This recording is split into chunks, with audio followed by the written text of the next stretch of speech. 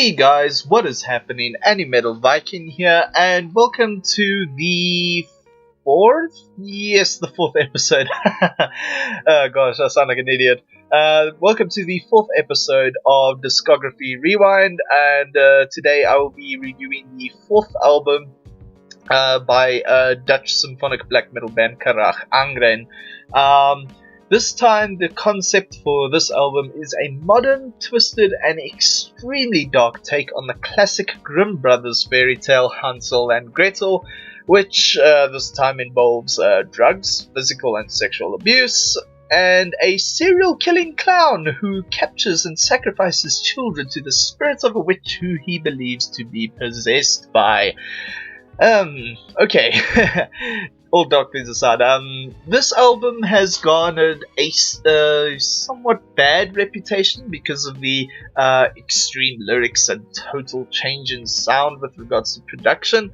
So while the songwriting is mostly the same, it definitely leans a lot more towards a Dimmu Borgir sound than a Carach Angren sound. Surprisingly, while this album aims to be extremely epic, the only song that really manages to accomplish this is the song When Crows Tick on Windows, which has the, personally I think, the best songwriting and actually captures the essence of the story better than a lot of the other tracks do. However, I will say that the songs definitely feel a lot darker and more eerie than those on their previous records. Not just because of the lyrics, but because of how sick, twisted, and dark the overall concept is. The sound effects used on this album are definitely a lot creepier than those used on the previous records. The best example is the song Dreaming of a Nightmare in Eden.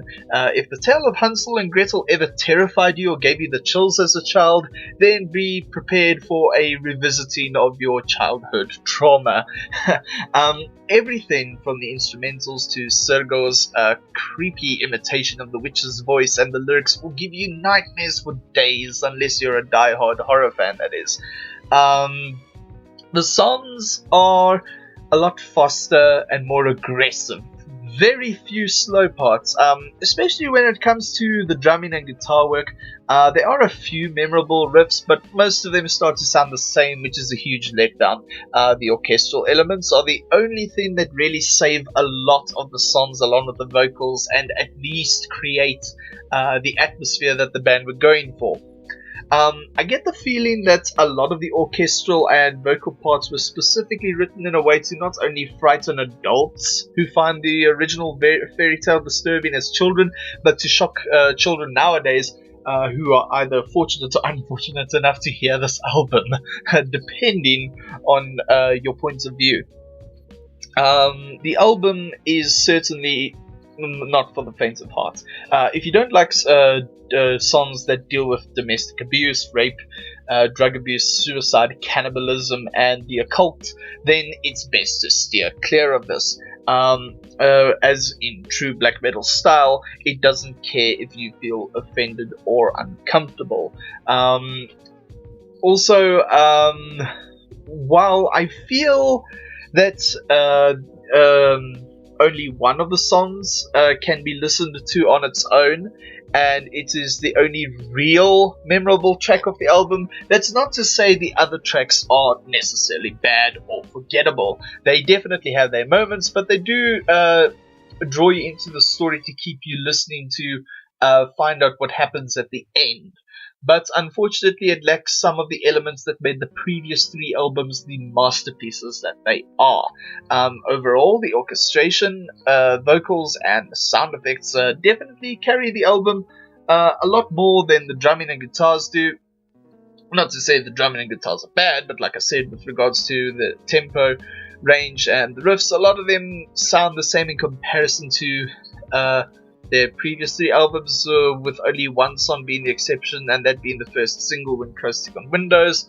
There is a bonus track at the end, which is the orchestral version of Dreaming of a Nightmare in Eden, which is really damn good, I must say, but isn't as creepy without Sergo's narration and vocals. So with all that being said, I would have to give this album an 8 out of 10. For me, I really enjoyed this album, which is one of the reasons I give it this rating. But all the elements that I put there as well, with regards to a lot of the riffs generally starting to sound the same due to lack of variety in tempo, etc. It really brings it down a few notches, but this is definitely their heaviest album, which is something I really appreciated from it. A lot of their previous stuff, as I mentioned, had a somewhat muffled sound, a lo-fi muffled sound, while still sounding kind of clean, if that makes any sense. I only just thought of the comparison for it now, but think of it kind of like as that muffled but clean sound being similar to Avenged Sevenfold's self-titled album, where it was soft and lo-fi sounding, especially with the song Lost. On that album, if you remember, it's like that. It sounds lo-fi, but at the same time, it sounds clean enough to be passed off as hi-fi. But this one's definitely a lot heavier and sounds a lot.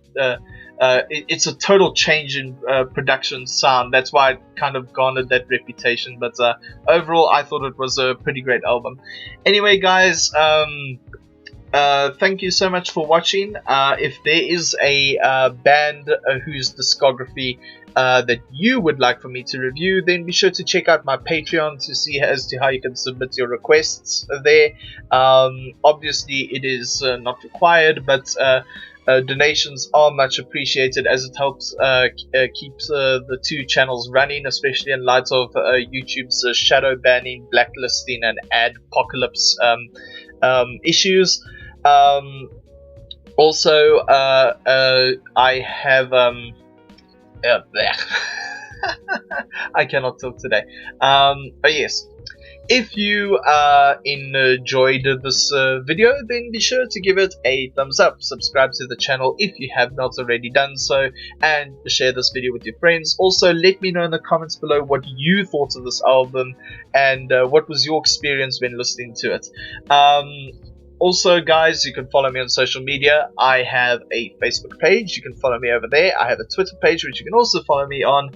I have a My Anime list, so if you want to send me a friend request over there, feel free to do feel free to do so. You are more than welcome to. I also have a subreddit now, so if you want to discuss my videos more in depth without the trolling from the YouTube comments, then you are also more than welcome to do so there. I also have a VidMe where I upload backups of my videos as a result of YouTube's bullshit. Definitely check out my VidMe. You can either subscribe to my channel there or follow my channel. Either option is fine. I don't mind either one. So if you want to keep up to date with any videos that could be taken down thanks to YouTube, that is the place where you should go. So yeah, that concludes this review for today. So until the next episode of Discography Rewind, take care of yourselves, folks, and as always, have a kick-ass day.